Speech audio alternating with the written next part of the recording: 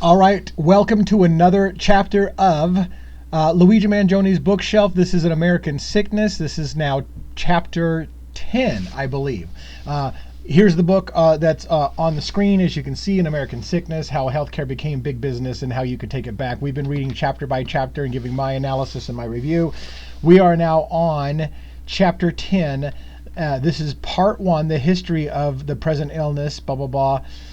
And we're on chapter 10. We're almost done with part 1. Part 2, hopefully, is going to start getting into and what can we do about it. But I'm not so sure we're ever going to get to what can we do about it. This is chapter 10, The Age of Healthcare as Pure Business. So let's go ahead and get right into it. Now, a lot of this chapter has to do with hemophiliacs.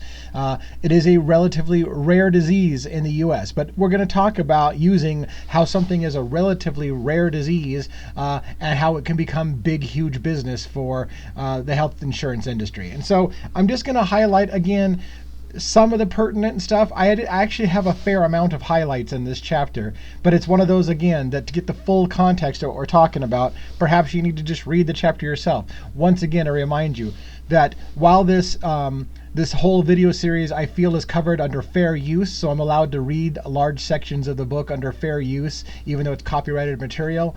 I'm putting a new spin on it. I'm giving my own take on it. I'm adding to the element. This is not just me ripping off somebody else's work, but I do encourage you, if you haven't already done so, to buy a copy of this book yourself and to read it in its entirety. Some of you, I believe, have already read the whole thing. You're ahead of me because I'm working this into a busy schedule.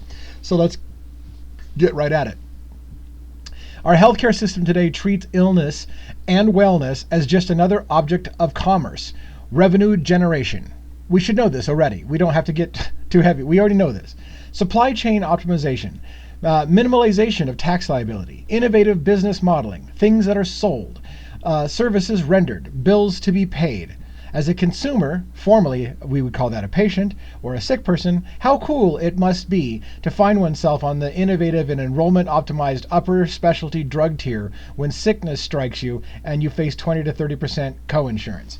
So it's, that's a little bit tongue in cheek, a little bit being sarcastic with the thing, but yeah, you're right. So we are not really patients anymore. We're basically consumers, and we're a product. We're being sold. This isn't about your health care. This is about how much money can you make from me. And again, this is the message of the entire book.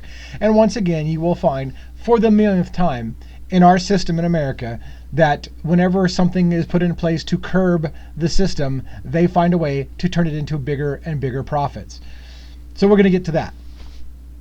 So now we're talking about a particular person's case. 5 days before surgery, the doctor's office called to inform her that Oxford wouldn't agree to more than $58,000, which was less than half of the $130,000 the doctors usually charged for their procedure. The office biller asked Helen to send in $23,000 of her money to help make up the difference, in addition to the $12,000 copayment that she had. So she had to come up with what? That's $58,000, or yeah, she had to come up with somewhere around $50,000, right? $40,000 of her own money, which is a lot of money. Most of us have a hard time making the ends meet, and to much less pay $40,000 for her bill.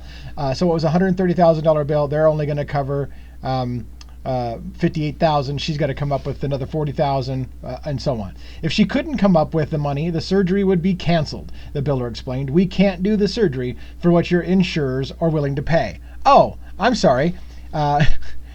They're not going to pay us enough, so you're just going to have a lifelong problem, because we're not in the business to cover stuff. Like, that's what an insurance company is supposed to do, is cover you when you can't afford it. That's kind of the whole purpose of insurance, right? The whole purpose of insurance, sorry, didn't mean to yell, sorry.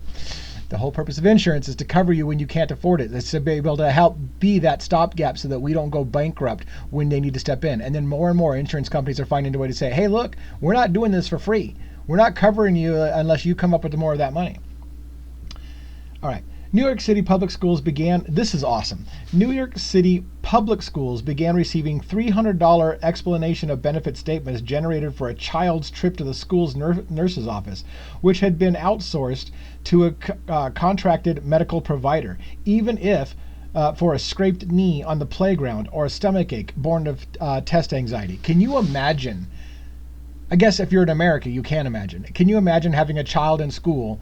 You have no control over that child. That child gets a stomach ache, scrapes a knee like all children do. They go to the doctor's office and you get sent a $300 bill for your child going to the doctor's office. That was unheard of when I was growing up as a child. Now I guess that's normal. By 2014, 52% of overdue by 2014, 52% of overdue debt on credit reports was due to medical bills, and 1 in 5 Americans had medical debt on their credit record, impacting their ability to get a mortgage or buy a car. We pointed out before, 2/3 of bankruptcies in this country are related to health insurance costs. So, but that's today. This was 2014. 52% of debt on your credit reports was because of health insurance things, and it impacts your ability to live your life.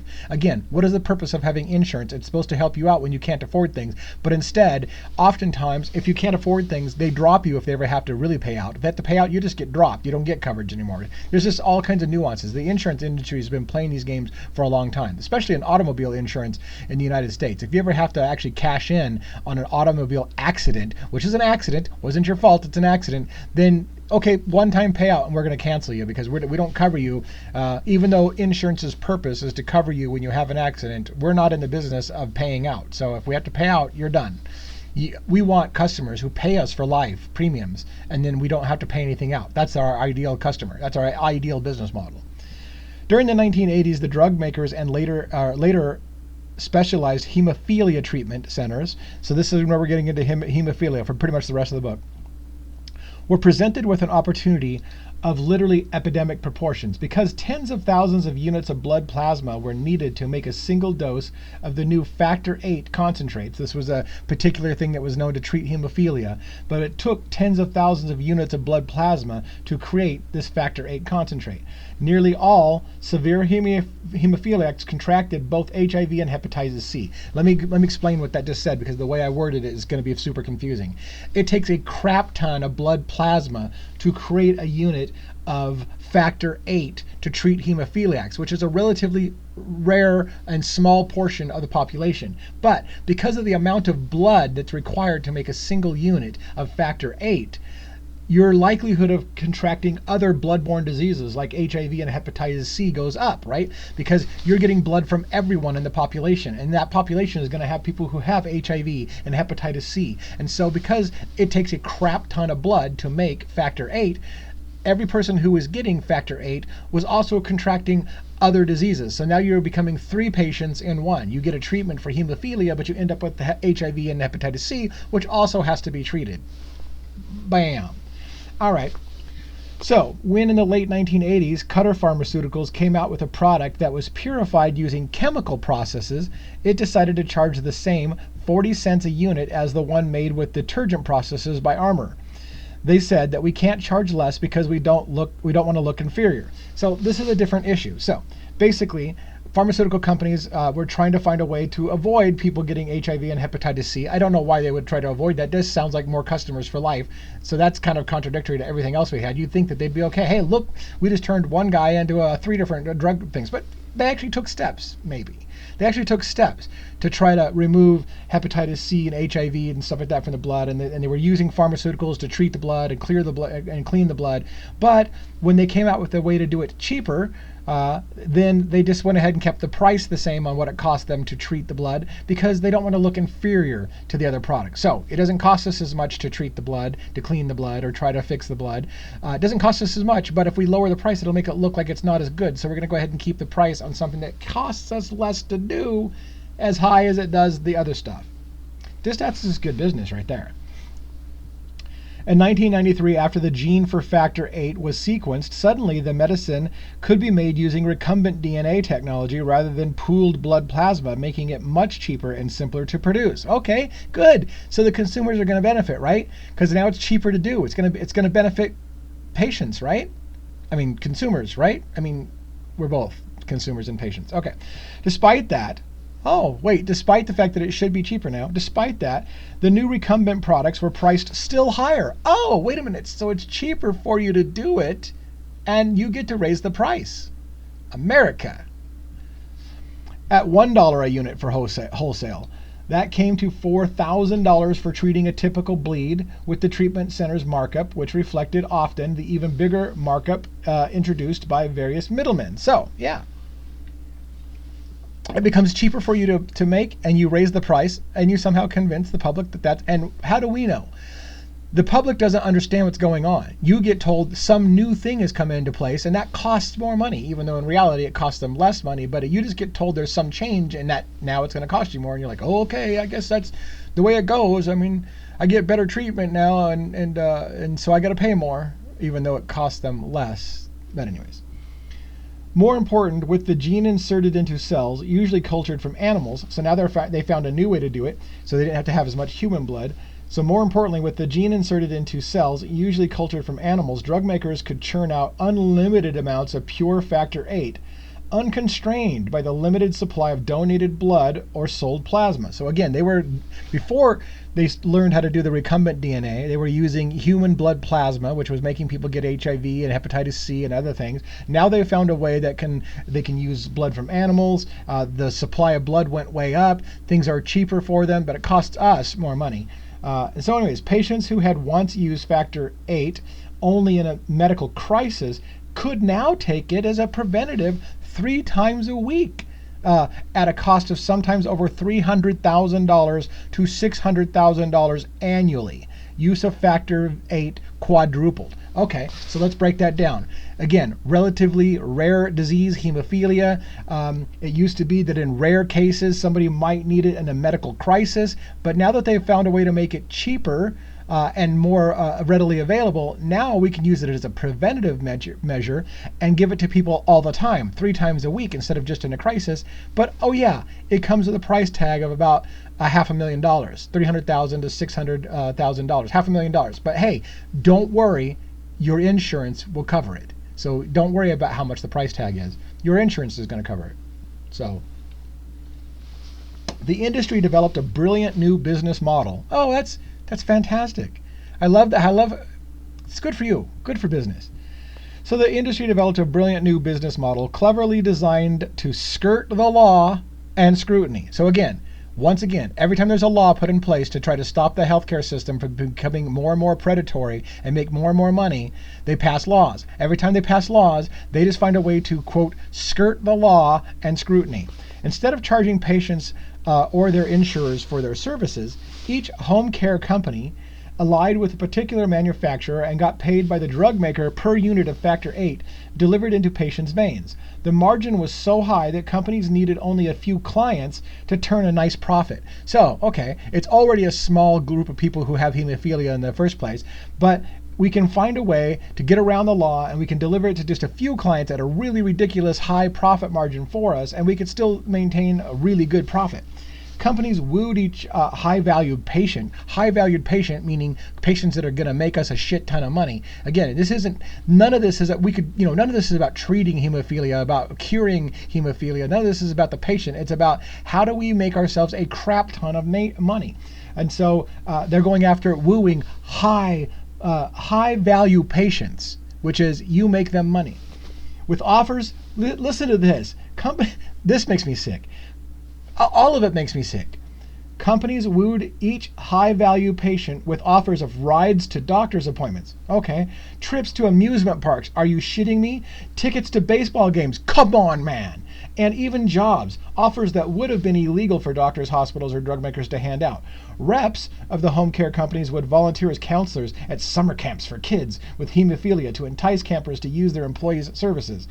In this field, you can't create a market. There's only a few hundred new patients a year because it's a relatively small thing. All you can do is cannibalize. Oh my. So we're going to offer baseball games and amusement park rides and free rides to your doctor's clinic because, hey, we care about you so much. Man, please get on board because you make us a crap ton of money. Why? Because somebody's going to pay the bill regardless of how high that bill is, and we can charge $500,000 per patient. So we only need a few patients to make a lot of money. All right, blue means I'm kind of changing a thought for a moment, so let's see what this says. Prices were astronomical, but the industry made sure that nobody directly felt them. This is where, again, this is the trick of insurance. Hey, don't worry about it.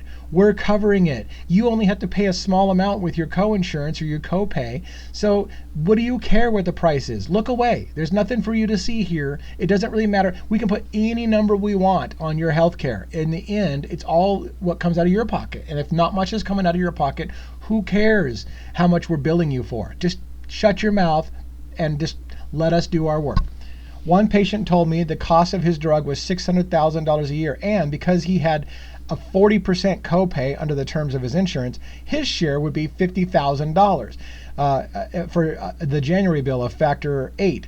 Gets him to over $9,000 out of his out-of-pocket maximum of $9,000 limit for the year. So I'm going to try to break this down for you in a minute. But of course, he doesn't pay any of that himself anyways. It's covered by the drug maker's co-pay and assistance plan. So let me break this down. Our system is so complex in America, it's even hard to explain it. So they're going to only pay 40%, or he has a 40% co-pay, right? So of the $600,000, he's supposed to pay 40% himself. But his plan has, because America's complex system is really ridiculous, a $9,000 out-of-pocket maximum. So once you reach $9,000 that you paid out of your money for the year, then they're supposed to cover it at 100%, right? So normally he would have blown through that in a second with the 40% of this ridiculous $600,000 thing, but he's got an out-of-pocket maximum $9,000, so they'll be covering the rest of it. And he doesn't even have to pay that because the drug companies or whatever will come in and say, hey, we'll go ahead and pay your portion of the co-payment. Why? Because they're getting so much money from the bloated number that, hey, don't worry about the number. I know this is super hard to understand. It's designed to be super hard to understand. They want Americans not understanding what's going on. They don't want us to understand the shell game. So all the consumer sees is, hey, in this particular instance, I don't have to pay that $600,000 over $500,000 a year thing when I make $30,000 a year. I don't have to worry about that because that would destroy anybody. My insurance is just going to step in and be the hero and pay it for me. So yay, insurance. Anyways, it's going to have to be paid somewhere else. It's a shell game. We end up, the rest of us pay through other ways, through higher premiums every single year and more out of control costs in this whole industry because somebody's going to pay the piper somewhere down the road. Even if Joe Blow at this moment doesn't see where he's paying it, it'll come out of his pocket somewhere. I know this is super hard to explain. It's super hard for me to understand. It's super hard for the general public to understand. Again, it's by design that it's this complicated. So another thought. There was trouble on the horizon for the hemophilia industry in the early 2000s. Uh-oh, trouble on the rise, which really means that they're going to lose some money somehow, okay? Because most factor 8 products would lose their patents in 2008 and 2009. Oh, shit. We're going to lose our patents, which allow us to charge whatever we want to for our drug treatments. But remember, if you've read previous chapters and you paid attention to previous chapters, all they have to do is change one little thing about the delivery method or how it's administered, or maybe put an extra coating on a pill. If you can change one little thing, you get to extend your patent. What do you think you're going to do here? What do you think you're going to do? They wouldn't do the same thing, would they? A number of companies were gearing up for manufacture of generic versions. Uh-oh, they're in trouble. Generics are getting ready to come out. You know, the patents are going to drop off. Generics are going to come out. The price is going to drop dramatically. And the patients are going to be happy because we get to get care for hemophilia now, which would drastically lower prices. Countries where national authorities began bargain hard with pharmaceutical companies, such as Britain, Canada, and Australia, were cutting deals for half or less of the $1 per unit price in the United States. Remember, it started out at like 40 cents. Then it became over $1 when they made it cheaper to make, and somehow the price went up. And now other countries like Britain, Canada, and Australia, who actually are bargaining harder with the pharmaceutical companies, they brought it down to less than half of the dollar, which is still more than what it started out with. Anyways, it was time for the industry to pull out a new brand extension strategy. Here it is, brand extension. Okay, so the patents are going to drop off. We got to find a way to modify it in some way so that we can keep the patent on it and charge whatever the hell we want. By attaching factor VIII to another molecule that lasts longer in the bloodstream, manufacturers created an improved product that could be infused less frequently. Imagine the convenience of administering once a week rather than 3 times a week before school. It was significant and much deserved advance, one that probably could have and should have come before the patient expiration induced companies to make the effort. What that's basically saying is this. On the one hand, it is great that they can move to a model where patients now only have to get treated once a week instead of 3 times a week. That sounds like a great thing. What they're also saying is we could have done that a long time ago. The only thing that moved them towards making it available once a week instead of 3 times a week is because the patents were about to drop off and they were about to lose their price controls of charging whatever the hell they want because generic makers were going to jump into the thing. So now all of a sudden the innovation of adding something and making it only once a week could have been done a long time ago and could have benefited patients a long time ago, but we're not in the business of benefiting patients. So now that the patents are going to drop off, suddenly we're going to do what's right for the patients. And then we're going to tell you how great we are because we've made this great for the patients. You only get to do it once a week. You could have done it a long time ago, but it wasn't good money. Now that you're facing the drop of your prices, all of a sudden you're coming in to be our hero and lower the prices of our medication or make it less frequent that we have to do it. It makes me sick. They make themselves look like they're your heroes while literally, I don't even want to say it. I'll get vulgar. Hey, we're almost done with this chapter. I think this is the ending thought. Hemophelia is a rare disease, but pricing for factor VIII is symptomatic of a nearly ubiquitous problem. We and our employers and insurance are shopping for healthcare in a market where everything is monetized to the maximum without much regard for the implications for patients' health. Yeah, that's basically chapter 10. We did it in pretty good record time. Hey, this is great for you. It's great for me because I can only handle so much of this bullshit. Thank you once again for listening to another chapter of America's assholery, American sickness, how the American healthcare system F's America. And what we can do about it. So thank you for listening to another chapter, for bearing with us.